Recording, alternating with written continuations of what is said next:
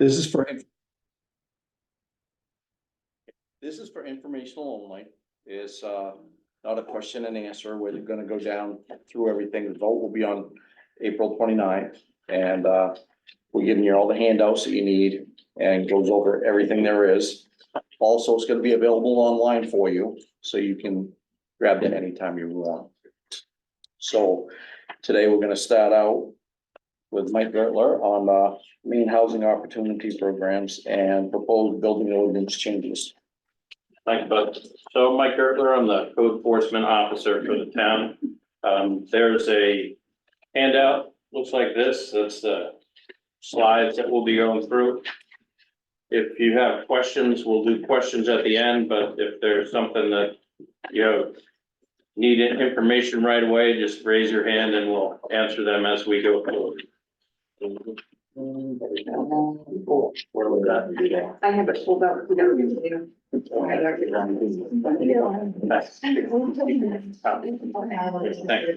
So we've proposed some changes to the town's building ordinance. They've been reviewed and approved by the planning board and recommended to the select board. So the purpose of the public hearing is to share that information with you, let you ask any questions so you better understand what those changes are. The bulk of the changes that are, go ahead, thanks, Ray, that are proposed are a result of some legislation that was passed in the state of Maine. It's referred to as LD 2003, or the Housing Opportunity Program. It was passed by the legislature and approved by Governor Mills in 2022. It goes into effect July 1st of this year. The reason that the town is proposing to put it in the building ordinance is, even though it's state law, if our ordinance conflicts with state law, it would open the town for litigation if somebody wants to take advantage of the information that's in that legislation. It also offers the opportunity for the town to implement that legislation in a way that's consistent with what the town wants and with our local ordinances. So it allows us some leeway as the language that's put together for that. But basically, it requires municipalities to amend our local ordinances to allow for additional density for affordable developments, adding multiple dwelling units on lots, and or adding accessory dwelling units. The main focus of the legislation is to remove regulatory barriers and allow for increased housing. The idea behind that is that many areas of the state are lacking in enough housing for people, and particularly affordable housing. So the idea with this legislation is to take advantage of existing infrastructure such as driveways and wells and septic systems that can handle additional dwelling units being added to those properties. So because of our town and our current building ordinance, there are some things that we're not required to implement because we do not have zoning, and because we do not have public sewer and public water. We're not required to implement all of the legislation that was put into effect from LD 2003. But we do have a couple places. One is density bonus and the other is accessory dwelling. So we'll go through density bonus first. Density bonus is meant for if a property owner has a lot with an existing residential dwelling unit on, they may add 2 more dwelling units onto that lot. And we'll go into a little more depth of what that actually means in a second. And then the second part of that is if they have a lot with no dwelling units on it, they're allowed to add 2 dwelling units on it. The lots have to meet minimum standards. So the minimum standard in Sullivan is 40,000 square feet for a lot with 200 feet of road frontage. So that's basically a 200 by 200 parcel. It's just a little under an acre. So, an acre is 43,000, so 40,000. So they have to meet the minimum lot size and width. They need to be able to put a septic system or subsurface wastewater, which is officially called, on that lot.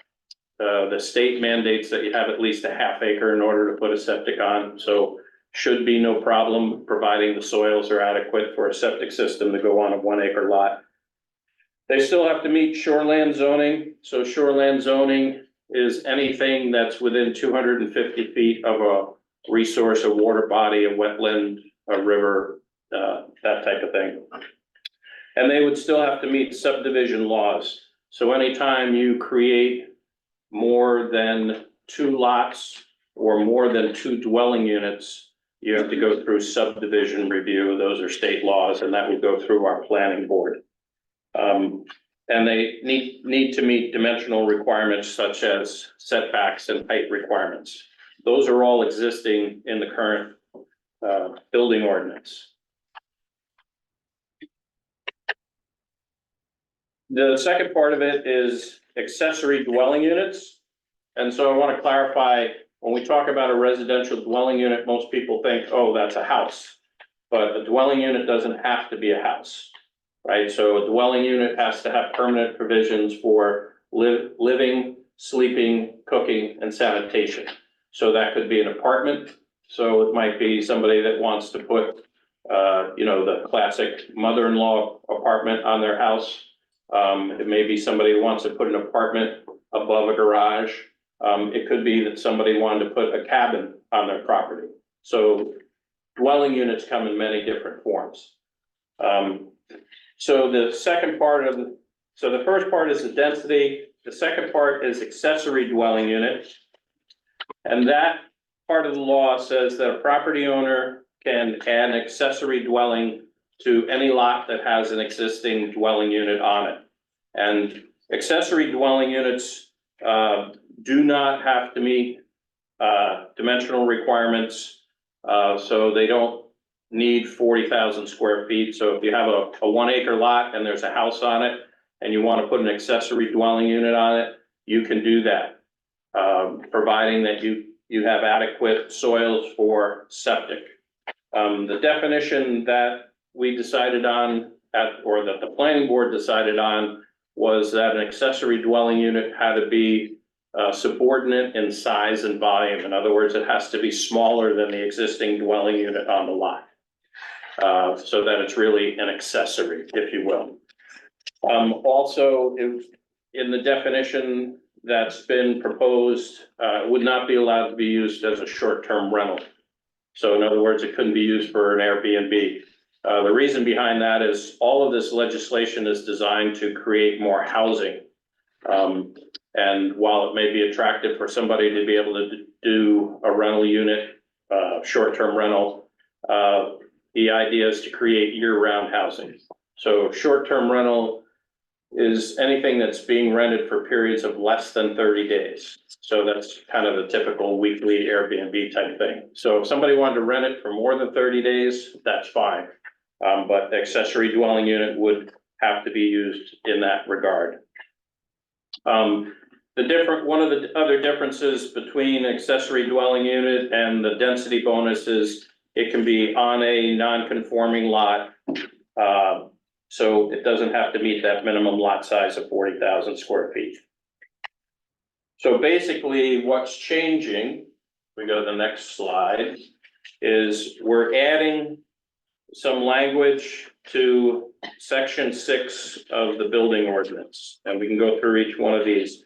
There is a copy of the amended building ordinance that's available here. I don't know if it was in the handouts, but it is available here in the office. So that amended ordinance will show what's being added and what may be taken out. And it's all highlighted so it's easier for you to read.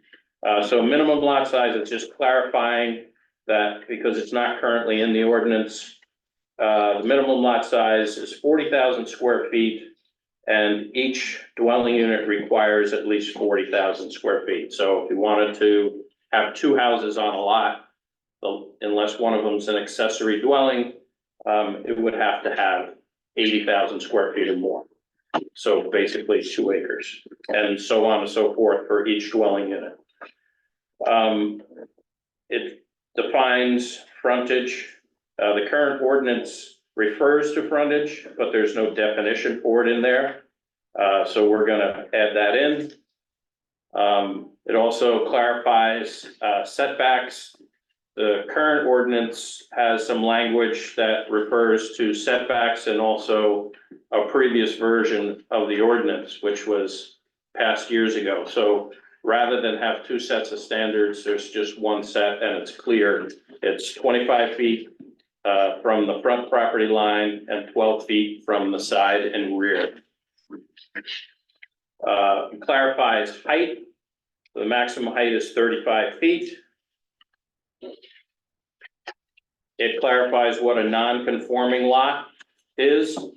So basically a non-conforming lot, the rules are if you have our basic lot in town is defined at 40,000 square feet, as I said, with a minimum width of 200 feet. If it's a pre-existing lot, so for instance, along some of the ponds, there's some lots that are smaller than that, but they were pre-existing to the time when the ordinances were put into place. So most people would say that those are grandfathered. We don't any longer use that term in code enforcement and zoning. We use legally non-conforming. I don't know why, but that's the rule. If it was pre-existing, if it was 100 by 100, you're still able to use that lot, providing that you can have adequate soils for septic. We're adding the definition of density bonus, and that's what we already went through.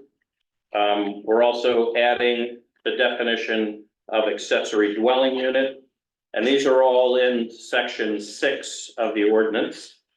We've also recommended to add a section in the ordinance, which would be a new section, which is section 18, which is definitions. And these are all the different words that are used in the ordinance but aren't defined. Mike, Yep, not too far ahead or too far behind? you're too far behind. There you go. There you go.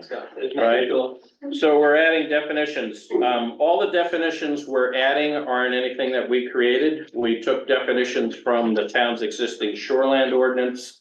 We took definitions from the state's LD 2003 housing opportunity, and we took definitions from the state's subsurface wastewater rules, which are the septic rules. So we've added definitions for accessory dwelling, for an accessory structure. So we defined, we already discussed accessory dwelling. An accessory structure is anything that's added onto the lot that's not something that you would live in. So something like a shed or a garage, or a detached deck. If a deck is attached to the house, it's part of the house. But if it's detached, those are accessory structures. We clarify what the term dimensional requirements are, and that's basically setbacks and height requirements. We clarify family, because there's a difference between single-family homes and multifamily homes. So family is 1 or more persons occupying a premises and living as a single housekeeping unit. They don't necessarily have to be related, but that's what the definition of family is.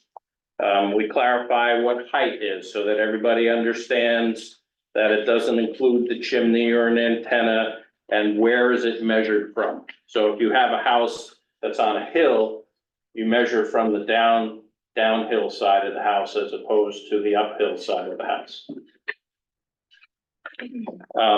We define home occupation. So there's a whole section in the building ordinance that outlines what a home occupation can do, but it never defines what a home occupation is. So we've taken that definition and put it in there. We talk about a non-conforming lot, and that's what I just suggested about lots that are smaller than an acre. Non-conforming structure, and this is a definition that's in our shoreland ordinance now, so we're adding it to the building ordinance. So if you had a house or a garage or a shed that was built too close to the property line, but had been done prior to the ordinances going in place, you're allowed to keep it there. And again, it goes back to that idea of grandfathered or legally non-conforming. So it's non-conforming. Yeah. What if you have one of those structures that needs to be replaced? You're allowed to replace it on the same footprint, providing you do it within a year of when that other structure is removed. So if I were to sell the property with a rundown garage that sits right on the property line, what would they be able to do? They would be able to either repair the garage or replace it in its current footprint, provided they do it within a year of when it's torn down, and they get a permit to do that. So they are not restricted by the. Right, because it's a legally non-conforming structure, so you're allowed to replace it. Okay? The only time that a legally non-conforming structure would have to be moved is in the shoreland area. If you have, say there's an old camp and it's 10 feet from the pond. You wouldn't be able to build it there now. You'd have to be 75 feet back. And you're allowed to keep that there and repair it and make it usable all that time. But if you decide you want to put a foundation under it, the ordinance requires that you move it back from the pond to the greatest extent possible. So that would be the only time you can't keep that nonconformity. The other thing would be is if a house or a building collapses or falls down, or is torn down, you can't keep that nonconformity unless you do it within a year.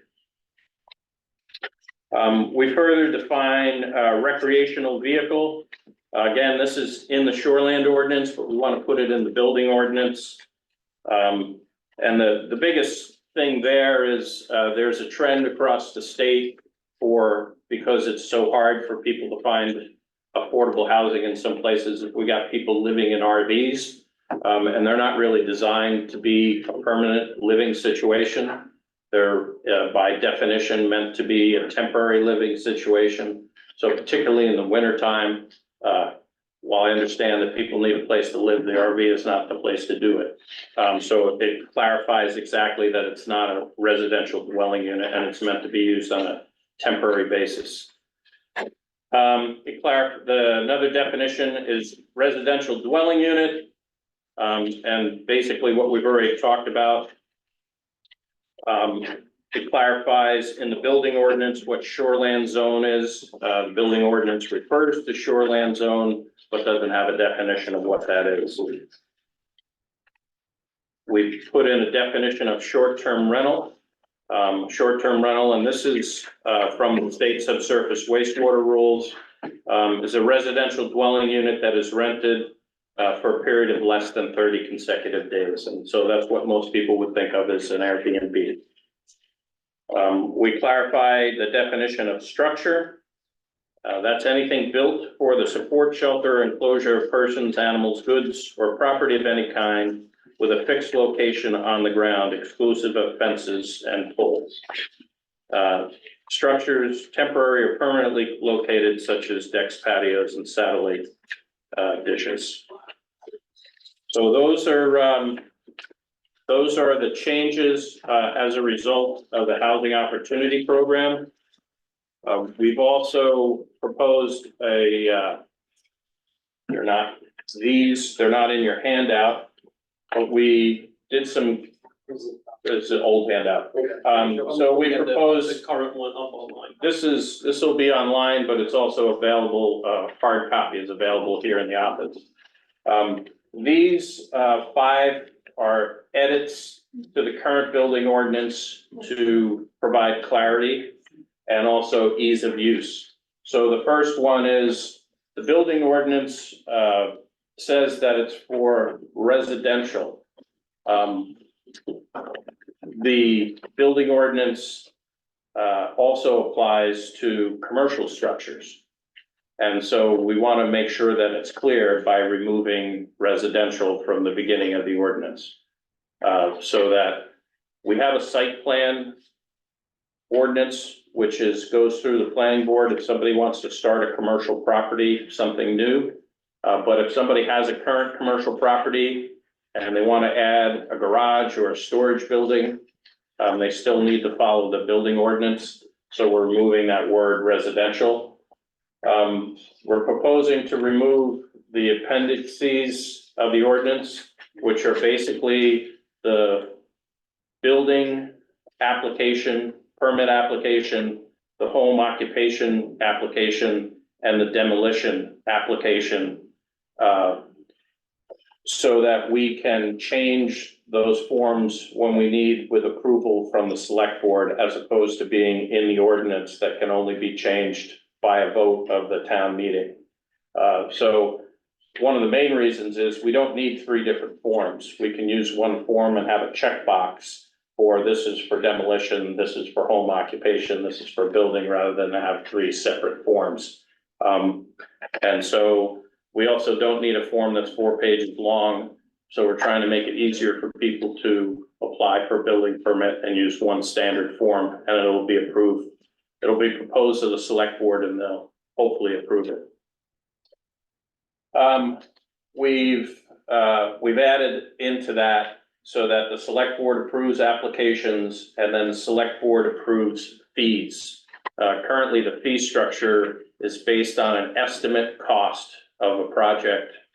It's more standard throughout the state and different municipalities to base those fees on the square footage. So that there's no flexibility as far as, well, I think it's gonna cost me this and it may cost me that. We just base it, make it fair, consistent with everybody. And then finally, there's a section in the current building ordinance that refers to appeals. So an appeal is if there was a decision made by any officer of the town or by me as the code enforcement officer, somebody has 30 days to appeal that decision if they don't think it was done correctly. The current ordinance says that it can go either to the select board or to the appeals board. When a town has an appeals board, the state law says that you have to go to the appeals board. Our current shoreland ordinance says you have to go to the appeals board, so it can't be either or. So we're just simply moving select board out of that section so that we go to the appeals board, because that's their job, is to hear the appeals. So those are the additional proposed edits to the building ordinance. Any questions? Yes. I'm very confused as to what is what's current and what's gonna be changed and all this. I mean, it says current, but then when you got through, you said, and other changes we have, so I'm very confused as to what. I think the easiest, well, if you had a specific question, I'd be happy to clarify that. I think the easiest way for you to see what the changes are is there's the actual building ordinance with the proposed changes highlighted in a document that we have at the desk. Why in it here? Well, because we were trying to use that as the presentation, so that was what was made copy. But if you want the actual language of the ordinance, we have a copy in the office and we'd be happy to make an additional copy for But it. all of this is what is currently being done. Not all of that. The first part of that refers to density bonus and accessory dwelling unit, that's all response to new legislation from the state. And so that's being introduced into the building ordinance. Oh, okay. This is what Mike's talking about. Huh? This is what Mike is talking about. Yeah. Any changes, any proposed, of course I go to the page, there's nothing on I'm like, yeah. It's highlighted in there what the language is being Does changed. this talk about the changes? Pardon me? Does this talk about the changes? Yeah, Okay. yes. Well. it. Yeah, like, we're talking about the permit. So that's This a is change. what we're- Yeah, that's why I wanna see that, something like that, so I know which is old and which is new. But like the minimum lot size, that, isn't that what we already have, is the 40 square? That's correct. Is that gonna be reduced? No, it's not gonna be changed. It's Oh, it's just gonna not? be clarified in the ordinance so that Oh, okay. it's clear. It makes it more clear. And we've added it into the definitions as Oh, well. I thought somehow that was gonna be reduced. No, it's not gonna be. The only time that minimum lot size for a dwelling unit doesn't have to be met is with an accessory dwelling, because the state's mandating that. So there's no way we could ever have a trailer park or a high-rise condo or anything then? Well, so you could have a building up to 35 feet tall. You could have a trailer park providing it has adequate space and has, enough of, soils to support a septic system for it. But each one wouldn't be 40,000 square, I mean, wouldn't be 40,000 square feet then, because. Right, but so, for instance, if you had a 10-acre lot, okay? That would allow 10 dwelling units on it, right? Right, 40,000. They don't have to be spread out over that 10-acre lot. They can be closer, so if you wanted to have a trailer park, so to speak, then, they could be closer together and then you'd have open space or wooded space around them. How many are there and the close together properties, right? Yeah, Like you- a planned urban development. yep, you could do that type of thing, yes. So what is the definition of a trailer park? There is no definition of trailer park in our ordinance.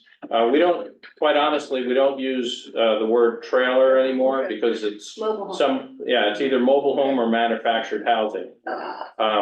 But so if you use, for instance, up on the hill, between, Ellsworth and Hancock Heights, Uh-huh. there's a mobile home park there, if you wanna call it that.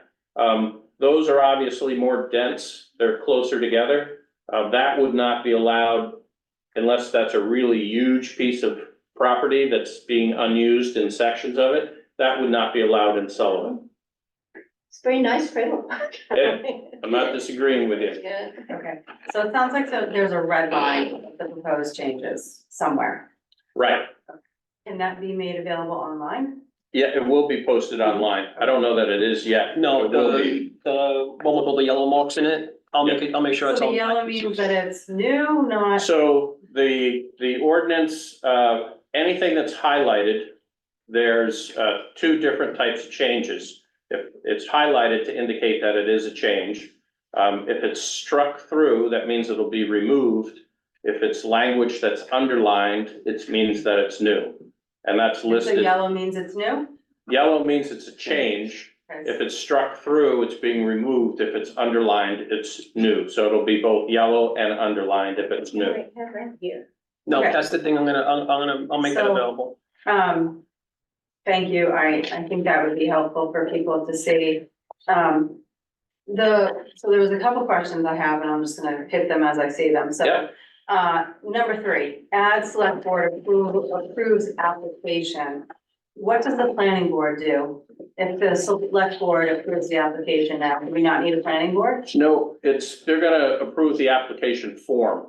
Oh, So we're form, not- removing the building not the permit actual- application form and we're gonna present one to the select board for them to approve. So it's the form. That gives us the ability to change those forms as we need without having to take it to town meeting. Okay, so I'll just ask a couple of questions. One, let's start with height.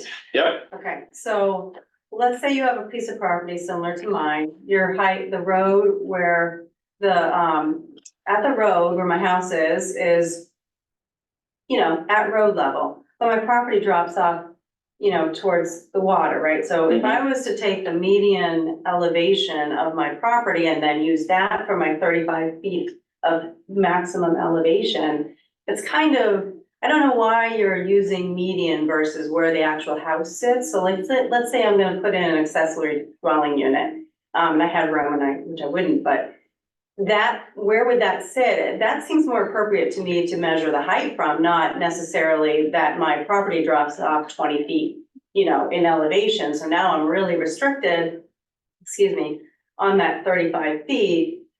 I mean, I guess you're using, I guess my we're not point is- using the median grade, we're using the downhill side. Right, And that's consistent with the shoreland ordinance that's already in place in the town. but that's only if you're in the shoreline, but if you're not in the shoreline, I'm asking why are you using that? With that definition was put in there to be consistent with what we already had.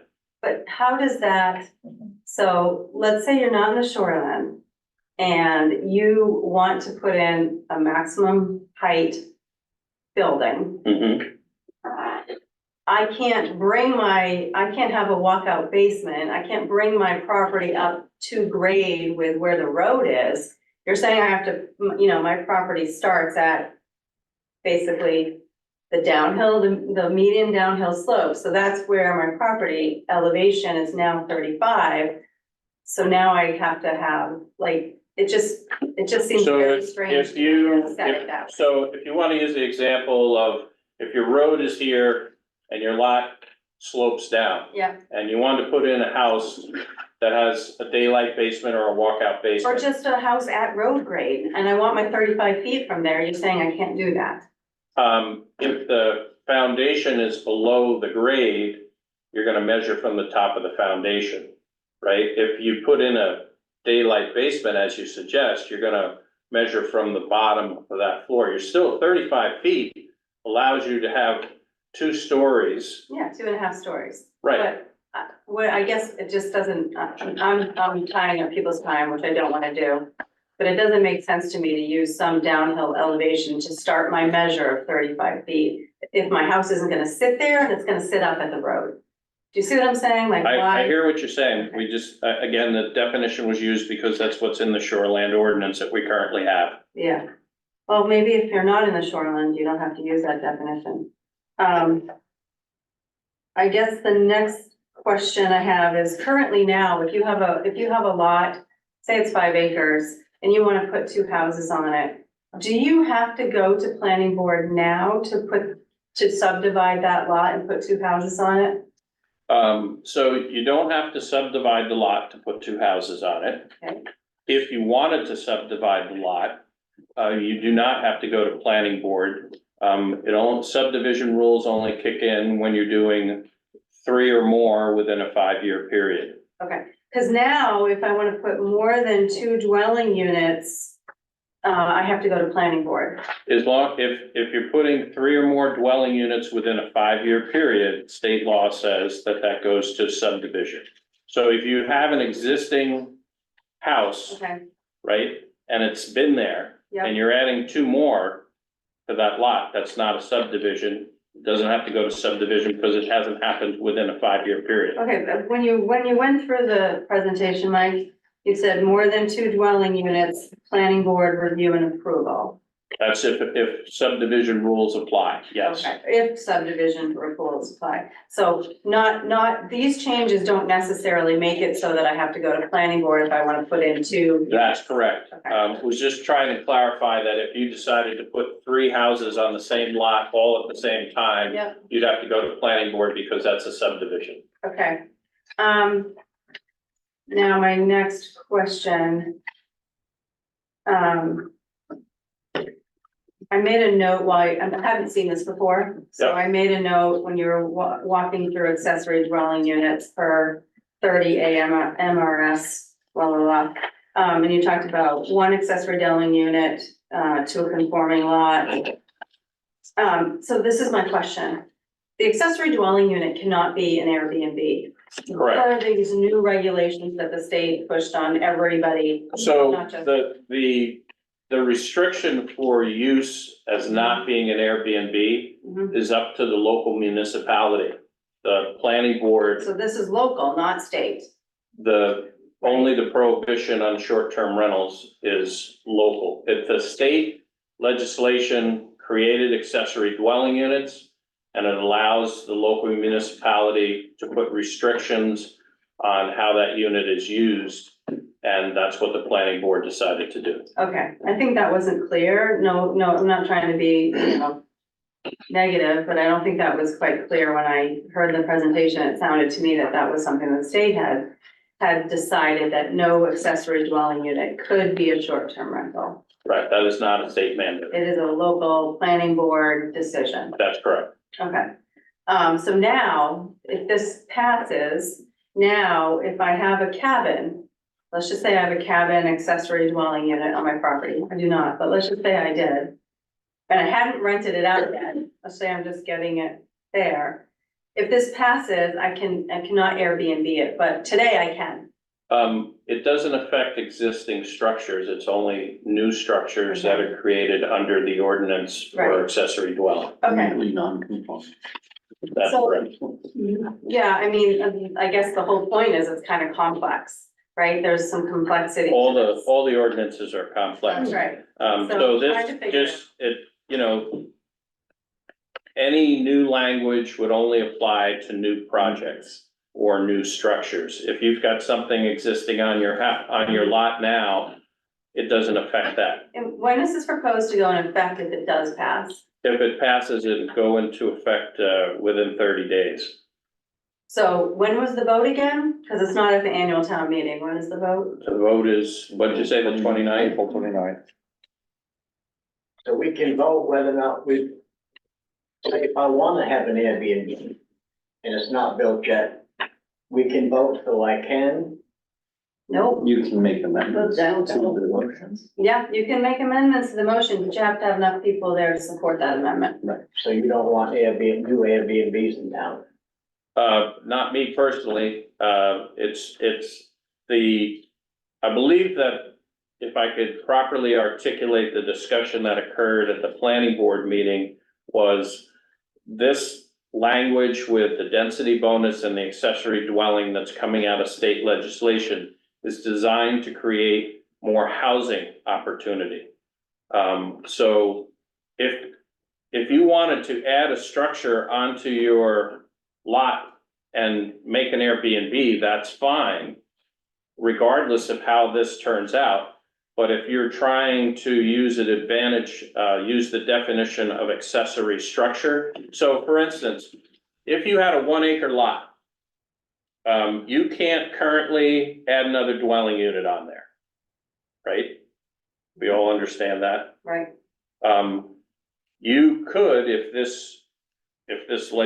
this change goes through, you could, moving forward, put an accessory dwelling unit on there. It just couldn't be used for short-term rental.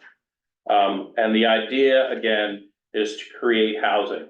So if you wanted to put someplace for your kid to stay, for an elderly parent, you wanted to put an apartment above the garage because you have an employee that needs to have a place, or you just want to produce another dwelling unit for somebody in the town to have a place to live, you'd still be able to do that. If you have more than an acre, if you had a 2 acre lot and you only have one house on it, you can add another dwelling unit on there and use it as an Airbnb, yes. But There's an no, acre and a half, you can't. on an acre and a half, you could not. You Right. have to have 80,000 square feet. So if you could, well, I guess what I'm getting at, Mike, is this does not, so if I could do it today, if I could put an Airbnb on my property today, I can still put it on after this passes. That's correct. So thank you for that clarification. Yeah, we're not trying, the planning board's not trying to has not discussed any ordinances regulating short-term rentals. Okay, and then I just have a tax question, a real estate tax question. How does this change affect how our land is valued? Right, because if I have a 1 acre lot right now, I can't do anything with it, and I believe I'm taxed on potential. Right, so if my lot right now can support 2 families or two units, I would, well, maybe that's not true. What I'm really asking is, right now, there is, for instance, I have 2 lots, okay? And my one lot, is an acre and the other lot is 0.6 acres.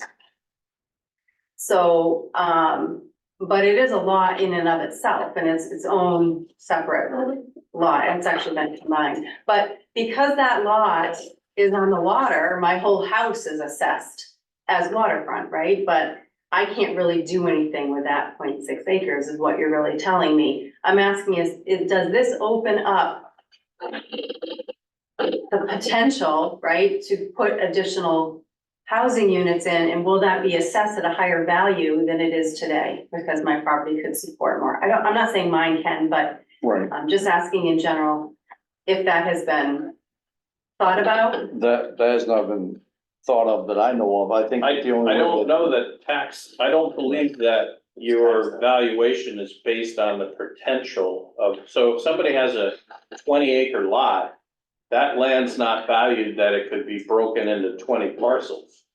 So that's contrary to what I heard from the KRP people. Oh, well, I don't believe that that's the way assessing goes, but I don't know that anybody here is really qualified to Okay, answer that's that fine. question. I have one last question. Has anyone done an assessment on town property to where these accessory dwelling units could go? Right, is there like did anyone look at it to see what our potential is? I mean, if the town wanted to add it, Not the Dwelling- town do it, but just looking at lot size and where there's potential. Right, so right now, if I have a single family, not two homes on my land, but a single family, I have a potential to add an accessory dwelling unit. And if I understand you correctly, I can also, if I don't do the accessory dwelling unit, I can add two more dwelling units. not if it's a 1 acre lot, you couldn't. So what Okay, you're so saying you is, has need- anybody looked at the town map Yes, and not town property, but the properties the within the tax maps town? that show property And how lines. many could support? Yeah. Okay, yeah, I don't think the planning board has done that. No. So that, Just curious what we're so- really talking about. so There's a lot. I think to remember is this legislation is going to go into Yeah. effect. Yep, I get it. And by allowing the planning board to review it and introduce it and propose it into our building ordinance, it is allowed for us to have some control over it. If the town were not to change the building ordinance and reflect these changes that are going to occur, that go into effect July 1st, the scenario that would happen is if somebody came in and said, I have a 1 acre lot and I want to put an accessory dwelling unit on. They'd apply for that. I'd review our building ordinance and deny it because it's not in our building ordinance. Mhm. And so they're gonna go to appeals board. And the appeals board could either uphold their appeal or deny it based on our ordinance. And eventually it's gonna go to court and the town's gonna lose because it's state law. So I that's understand. the reason that we're putting that in. So regardless of, how many lots there are and how big they are and, quite honestly, as long as the soils allow for a septic system, Mhm. there shouldn't be a negative impact, to the properties. So if the state law doesn't go into effect until July 1, what is the mechanism that makes this go into effect 30 days after, April? Because the town is voting on it. So it's because It's it's a because we're town putting in the town ordinance. vote. Thank you. There was a question over here. No, I've already said. Okay, I mean, is your lot 2 lots or 1 lot? It's 2 lots. So is your house considered shorefront? No, it is, But it's not though. right. But your other lot isn't Oh, 40,000. The, Right. sorry, the density bonus thing, no, just confused here. yeah, and that one's particularly confusing, so don't feel All bad. right, you can make, add up to 2 additional dwelling units to a conforming lot. That looks like if you already have your house on your 1 acre lot, that you can add 2 more units to it. Except that the ordinance says that you have to have 40,000 per residential unit. Well. You have to Yeah, have that a would- that 3 acre makes lot sense. to start with, Yeah. adding 2. If you can add a dwelling unit for every 40,000 square feet. If that's not, but accessory though, you can do it. Accessory doesn't have to meet that 40,000 square foot It threshold. have to be a little small place, so, okay. Well, but if you think about it, it's not necessarily small. If you have a 2,000 square foot house and you want to put a 1,900 square foot house, that's smaller than the house, but it's still a good sized house. Well, that just seems a matter of semantics, doesn't it? Yes, it does. Yes, sir. You mentioned a scenario of a person had 10 acres and they would be allowed potentially 10 units. But there's also a 200-foot road frontage requirement, is that correct? Correct. So therefore, that 10 times that 200 road frontage required? Not as, if it stays as a single lot, it's a lot, right? And the lot exists. If you wanted to split it up, then most likely to access all of that 10 acres, you would end up putting a road in And each individual lot would have to be at least 200 feet wide.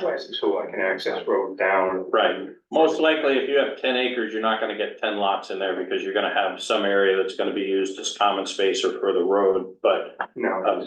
you know, in a easy It's world. not necessarily like Route 1 access or public road access, it's a Right. road access, a driveway or whatever. That's right, so it would be a private road, or if the town decided to adopt it, it could be a public road. Understood. Yes, So sir. your grandfather, if you got a lot, acre lots, it's only got 100 feet of road frontage, you can't build on them? No, that's a legally non-conforming lot, because it was, is assuming it was in place prior to the ordinance going into effect. So it's still. It's still buildable, yeah, providing you can get a septic. Right. Or it may be pie shaped and. That's correct, actually.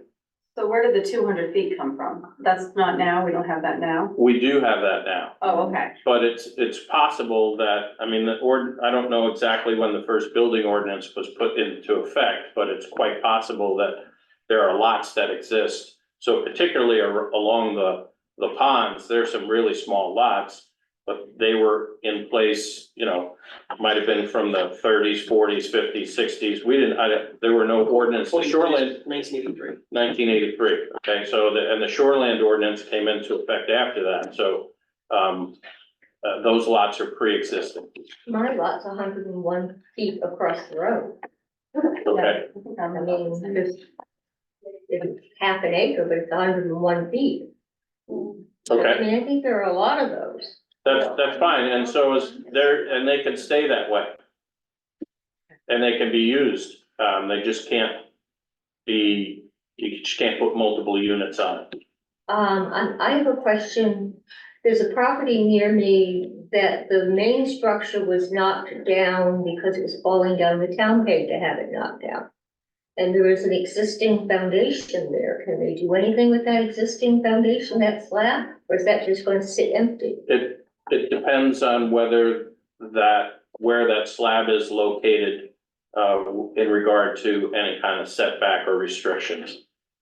So I can't answer that I question mean, it's for you. been maybe 10 years that the town paid to have it. If it was a 1 acre lot and that slab's right in the middle of that 1 acre lot, then yes, you could use that slab. If it's too close to the sideline, then no, you wouldn't be able to use that lot, because it's more than a year. Front road too. It's really hard for me to answer that question until we have it drawn up on a piece of paper. Yeah. We paid to take care of a mess and they shouldn't be able to put a new one there. Mike, do we allow, and I'm not sure I'll say the right term, but manufactured home parks now? Do we allow well, I'd say mobile home parks, but whatever the proper word is. Right, so the town has an ordinance for campgrounds and mobile home parks. Mhm. So yes, they're allowed. There's regulations for them. Sure. So this doesn't change that. This wouldn't change that Okay. either. And, you know, manufactured housing, so mobile homes, if you want to use the term single wide, double wide, modular homes, all those are different forms of housing that are typically less expensive than your traditional stick-built building. And they have separate rules for those as far as codes. And the town has an ordinance that dictates specifically manufactured mobile homes. I saw on the RV that the RV had to keep their wheels on the ground to be considered an RV.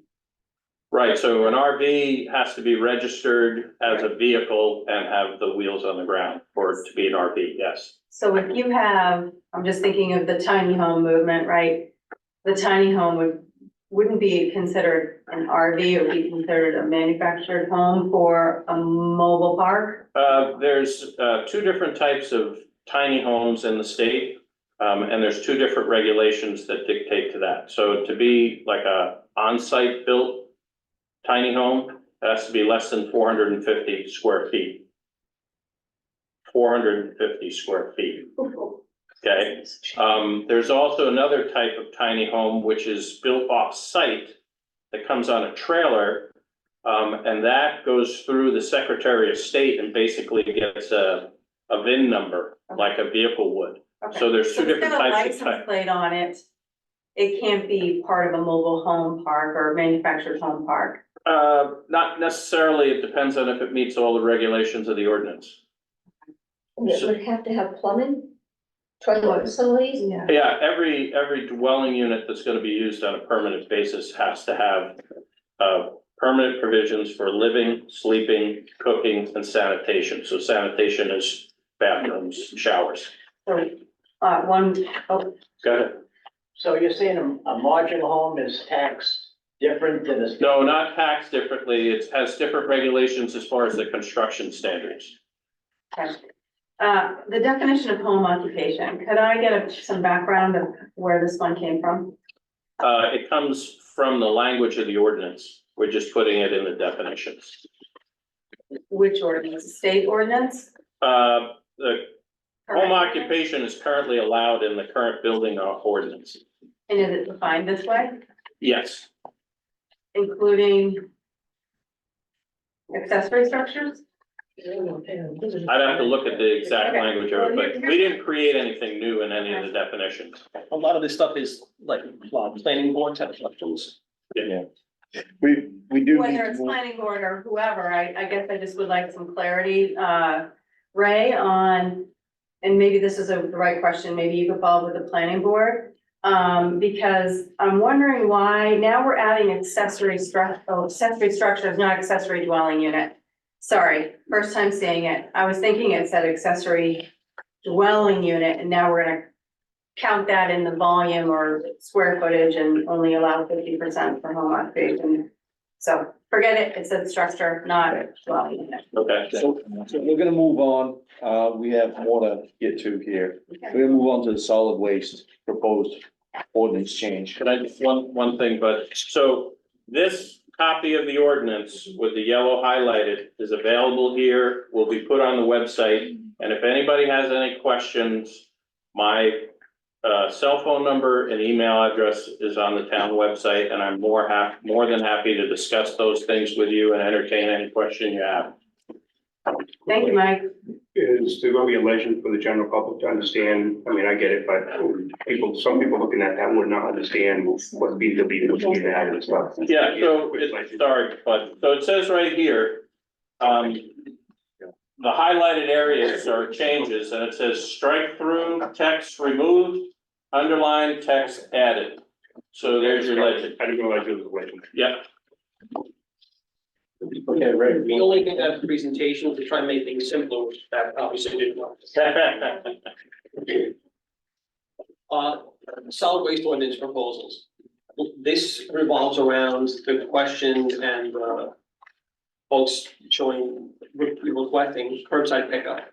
To do curbside pickup, you have to have it in your ordinance. So if we currently do not have anybody to do curbside pickup, but if I found someone today, we couldn't start service tomorrow. But it's not in the ordinance, so that's the whole purpose of this.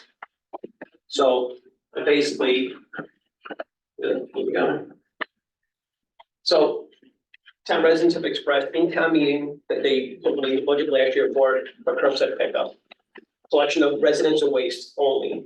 So currently, we have none of this language in our ordinance to show that we can do this and how we do this. So we're trying to get everybody to jump on board and do it. So select board has already set funds in the budget to pay for curbside collection. That was done last year. And if we can find somebody and we have an ordinance, we can go forward. Have a little difficulty with that. So we can also search for a provider of services when we have ordinance in place. One gentleman I met with, he basically cut me off with, it's not in your ordinance. Let me know when it is. So it's an obstacle. During the search for a provider brought to our attention that we need to have an ordinance change. So we said that. I went looking around at different solid waste ordinances in different towns for a definition that fits what we would be doing. Some had really complex, really deep ones, but their whole system was a little different than ours. So I went for a town that was something very similar to ours, which was Goldsboro. They had regular transfer stations. They started doing curbside pickup and using their language. And this is why I presented here. So we originally adopted it in June 26, 1995. And it's been amended, and the last version was from September 2020. So hasn't really needed any major revisions. You haven't done anything new. This is the first new thing since. So the additions would be the process to ready your curbside pickup waste and explanations of how trash stickers are used. Because that was one of the things. So just because you prepare your stuff for the curb, how do we know it's been, it's authorized to be picked up? But you really don't want someone riding by your house, dropping something in front of your house and taking it. And, and it's the taxpayer's responsibility, but no one else has paid for it. So materials to be placed at curbside, for curbside disposal must be placed in a plastic bag with an approved sticker. So you bag your trash, pop a sticker on it. The plastic bag shall be placed in a container. The top must be larger than the bottom. The explanation with that was, when they initially put stuff in place, people were rolling out a 50-gallon drum, dropping their trash in it. You can't pick up a 50-gallon drum. And just because it's straight the whole way, the suction of pulling things out, you have a problem, and it's overfilled. Regular size trash bin is meant to be managed by an individual to dump it in a garbage truck. So that's why that's in place. The bags shall contain no unacceptable waste as defined by the ordinance. Within our current ordinance, it tells you what you can't bring to the transfer station. So we're continuing those rules through. What you can't currently bring to the transfer station, you couldn't put in your bag at curbside. Staying consistent. If placed at curbside the night before, the bag waste must be placed in a solid container with a lid. You really don't want a lid that's not on there, because then one of the questions in one of the conversations about curbside pickup was, do we have that? I've seen in X town that they have their trash strewn all over because the rodents get into it. Yeah, you have a lid and a little bungee cord usually fixes a lot, but it's better than having something with no lid. Ones with a hinged fixed lid are great because the wind can't take it. So that's just a suggestion on that, but we should be in a container. Any empty container such as wheel carts, steel, plastic cans should be removed within 12 hours after the pickup. Having had curbside pickup forever, the worst thing you have is someone puts their trash out and they go away for 2 weeks. Their pails are rolling down the block. That's just as bad as having litter. So it's the responsibility of the person putting it out to make sure someone pulls it back. One sticker should be used for disposal of up to any amount of waste set by the municipal officers contained in the bag. It's defined in the current ordinance how much you're supposed to have in the bag. In bag or container of bags, but the combined weight does not exceed the approved maximum amount. Again, already currently defined. When bags contained within containers, the sticker must be affixed to the bag and clearly visible. Guy's gonna pop the lid to look at it. You should be looking at stickers. You should pull it up. If the handle's here and the sticker's on the bottom, we don't want them to be flipping stuff over to try and find out, where's Waldo on your sticker. So it should be clear. Pop it in, pop your sticker. Items that don't fit in the container. So, okay. I know you have one of these over the toilet racks for your little dids and dads, won't fit in your trash bin. Pop a sticker on it, he'll still take it. So you don't have to break it down and squash it up and fill it in your pail. You can put a sticker on it. So you have your pail full of waste, you have that thing with a sticker on it, and you're all good. Only a bag displaying a sticker, a container of bags, or when clearly visible. One clearly visible bag displays a sticker, or individual items displaying a sticker will not be picked up. So if you go in, there's one sticker and nothing else, 4 bags, 1 sticker, no. Not gonna do it. You got something outside, no sticker, the sticker is the proof of payment, just like you have now. You go to the transfer station, you got your punch card, or you got your sticker on the bag. And they shouldn't be taking anything up there without it. It's the same method. But we're dealing with an individual who's just coming along in a truck and picking up stuff at the curb. A lot of the stuff that was suggested that we put in here was in reflection of experience and stuff that's happened in other towns. And again, did you look at X town and how the stuff is, after the day before pickup, it's out there for 2 days before, and it's all screwed out, and whose responsibility is that? Well, because the taxpayer is gonna call the town office to say, the trash guy didn't pick up my stuff, it's all over the place. The blame game just starts shifting around. The trash is in a pail, then we should be good. It takes the room for error out. And it's just as simple as that.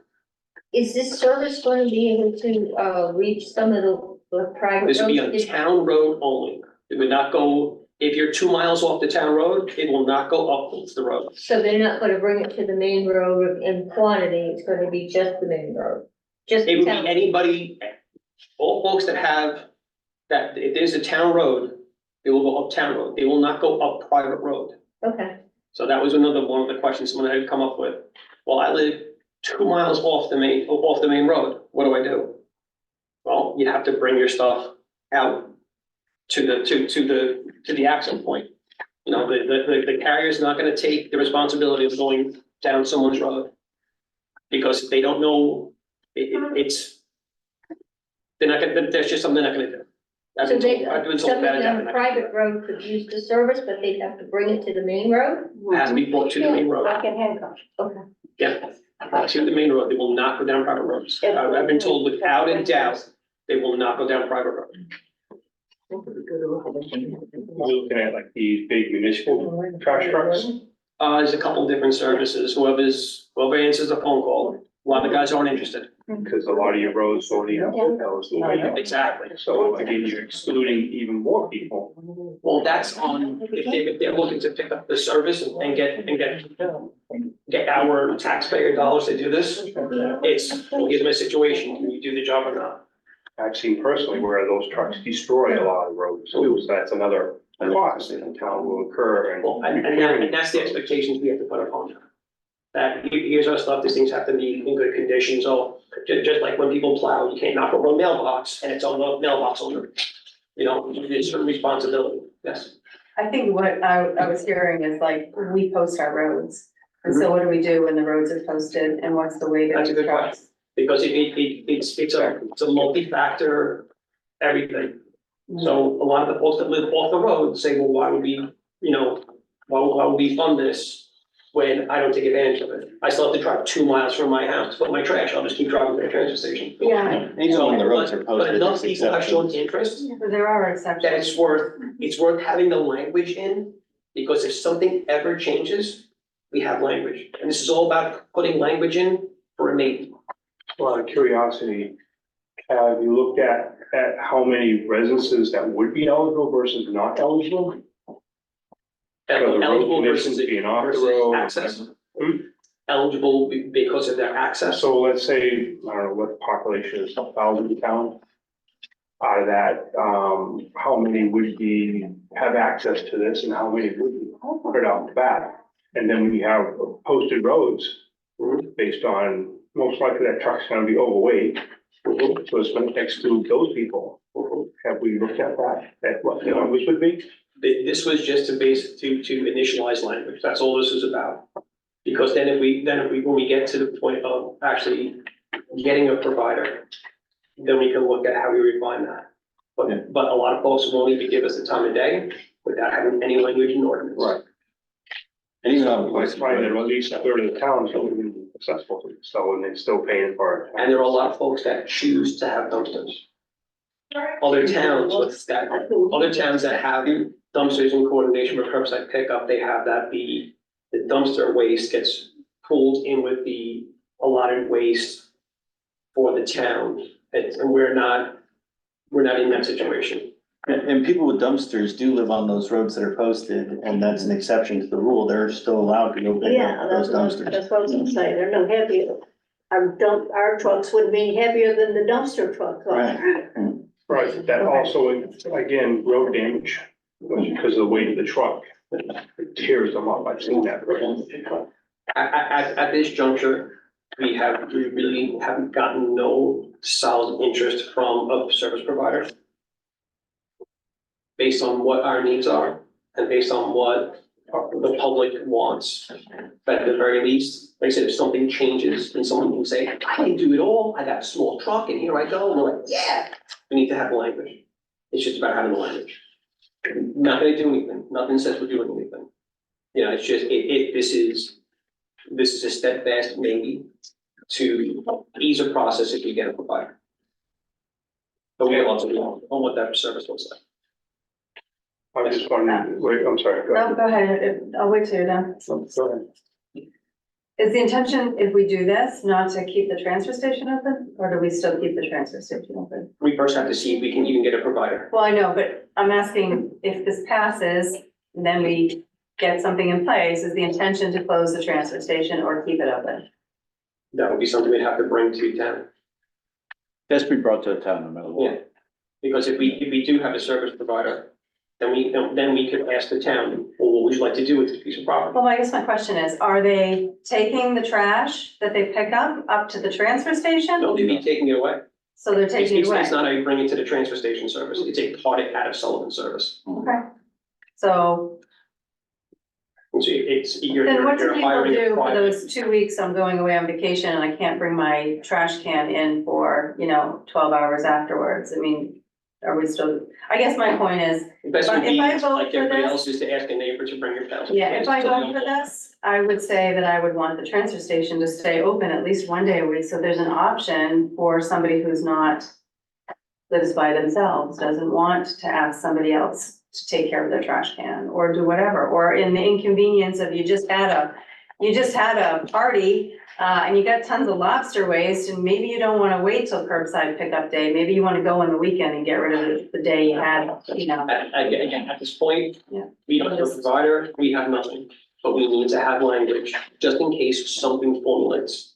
That's all this is about, putting language in for a maybe. You might have answered this and I didn't hear it, but if a person has a dumpster and lives on a public road, can you still keep the dumpster? They won't take the dumpster. I know that, but you can still keep it, yeah. Yeah. But you can, Yes. you could opt to do whatever you like, Right. okay. but then an argument that's been put to me is, well, I'd be paying for a dumpster and curbside pickup, because it's a make that line. So we're part of the MRC, and so, like, where do they take, where are we getting, I mean, we have a commitment for so much garbage to go, tonnage of MSW to go to them every year. So this would still make it to the MRC? Wherever they're designated. Currently, where our garbage currently goes through DM&J at the transfer station, the location would not change. We're still tied to that, Okay, so the curbside pickup people, we would We still would, get we would have, credit. Yes. we would have to. because we're locked into that, so they have to bring it to where. it Okay, is. just making sure.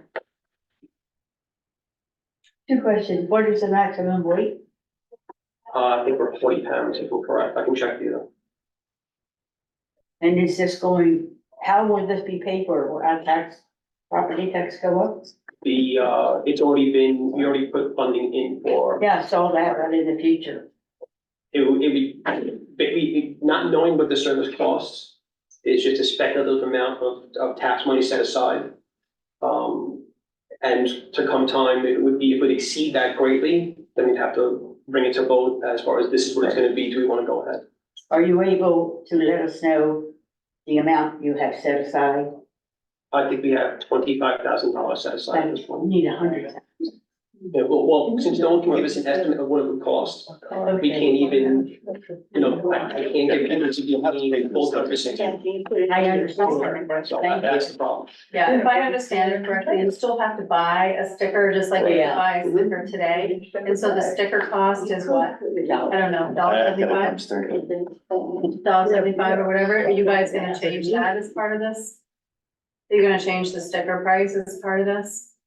There was no intention of. We haven't cost. discussed that at all. So that would be like an annual budgeting, Right, There exactly. was no intention of doing that at this point. This is again, just to set up language Just or maybe. Yeah, maybe, and that. I had to sell People vote. curbside pickup for years. Years. And on a moment's notice, they're supposed to be picked up on a Wednesday and they didn't show up on a Wednesday. Thursday morning, they called and said, well, come by for your trash and take the barrel. That's it, we're done. Mhm. completely with 18 hours notice. There was no more curbside pickup. They And did that. Well, it that's also, a completely provider canceled. ceasing a contract with the town. The town They should be completely notified. canceled the Hancock roadside pickup with no notice to the people. That's why there were bags all over the place. No, they changed it, they didn't cancel it. Then the companies changed. The companies changed, and so they, Casella canceled their roadside. right, but then the next, but they didn't, Well, the town kept doing it. Hancock kept it, but the contract, Right. Casella said, Right. we're done. Okay. No notice. All right, So I Bethany? think there is inherent risk, and that's what you're There talking always about. is. Yes, There's inherent risk with going to curbside pickup, which so, is why it's nice to have a contingency and still keep the transfer station right, open. and the thing right now is, we do not make that decision unless it's voted on by you people. It's not something we're saying we're doing it now, Mhm, it's up to you to vote on, mhm. so, so that's just the ordinance just to put in place, so if it does happen, that we can ask you guys if you want it or not, we actually have the ordinance in place. That's the only reason that's there. So let's move on to pros and cons. This is about the five-member select board, if it's wanted or if it's not. We'll start out with pros and cons of a three-member select board. Every select board member is vested in the job. That's the advantage. The disadvantage, lack of one member can result in one-on-one ties in votes. Advantage, all select board deliberations remain transparent and open to the public. Disadvantage, more likelihood of one board member being isolated or dominating the others. Advantage, three members are more apt to reach a consensus. Disadvantage, more limited access to residents to a select board member. Advantage, meetings are efficient and reasonable in length. Disadvantage, conclude session amongst two members where we're not agreeing. Advantage, two administrators' communications with individual select board members would not increase. Disadvantage, the duties of the select board and town administrator need to be better aligned. Current level of authority and accountability would be maintained, that's the advantage. Disadvantage, a three-member board does not position the town to cope with the complexity of the present and the future. One of the advantages for the three board, don't fix what is not broken. Disadvantage, less ability to communicate with the town committees. And we're going on to the pros and cons of the five-member select board right now. The advantage offers a broader representation of experiences and viewpoints and skill sets. Disadvantages, no guarantee that a board of five will be more efficient in solving the town's problems. Advantage, more dilution of power and ill effects from one rogue member. Disadvantage, longer meetings and more likelihood of long drawn-out debates. Advantages, two board members may legally speak with one another, but not deliberate without violating the open meeting law. Disadvantage, without structural changes, the burden on the town administrator will increase significantly with a five-member select board. Advantage, winning three votes versus two for select board votes will require collaboration. Disadvantage, the appearance that it is okay for two of the five to talk outside meetings, but not best practice. Advantage, allows for absentees while maintaining a quorum. Disadvantage, collusion amongst three members. Advantages, ability to create subcommittee to explore issues. Disadvantage, create more work for the town hall staff. Advantages, better resident access to a select board member. Disadvantage, over the past 11 years, too few contested elections. I still have Holliston's document. What's that? I still have Holliston's document, just that one. Okay.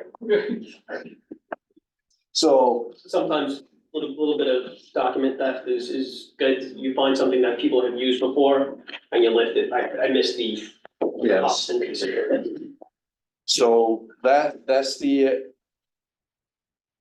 is gonna be coming to the meeting on April 29th to discuss if we wanna continue with a 3-member or if we wanna move to a 5.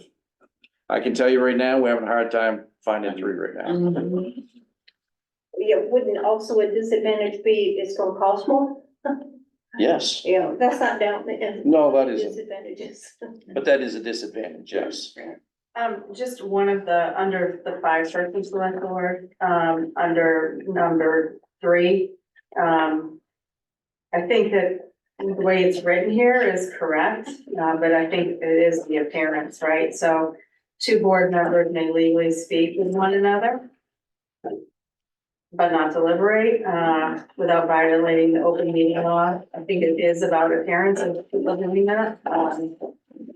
You can meet, let's say there's 5, you could meet with Mike if he was on the select board and we could talk about anything except for town business. Right, And I think that's where the appearance of the appearance kind of, and especially if people like in this town that are a little bit distrustful, that can be a little bit. yeah, it's like right now, say Norm and I were in a store, and we can't actually sit by a soda machine and talk about, well, how was your day and, or anything right now, because It looks like a people, quorum.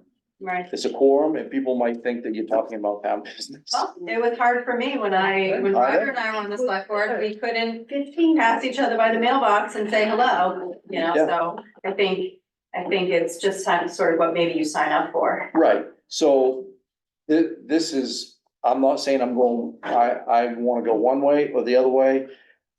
This is for you guys to decide what you want. Right.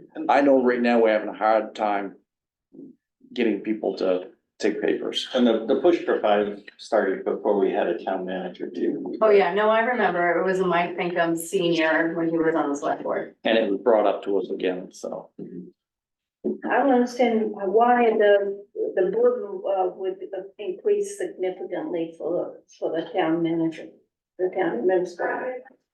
It seems like it'd make it easier on one town, It's 5 people directing you in 5 directions instead of 3 directing you in 3 directions. They're supposed to get together and direct you in one direction. Yeah, when they make a decision. I mean, No.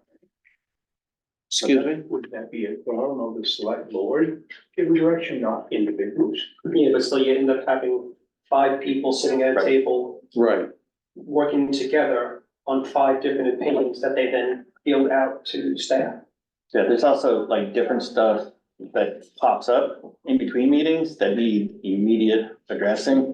So like have 5 people come to him and say, hey, there's a culvert missing on this road due to washout.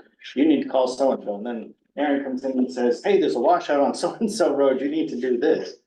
yeah, so he has to reach out to each one of us to ask us. what we Always want. trying to say, technology, shouldn't be a problem. Well, it isn't, but it kind of does if you have a lot else going on too for 5 members, but Gotcha. Bethany. What time is the meeting, the vote?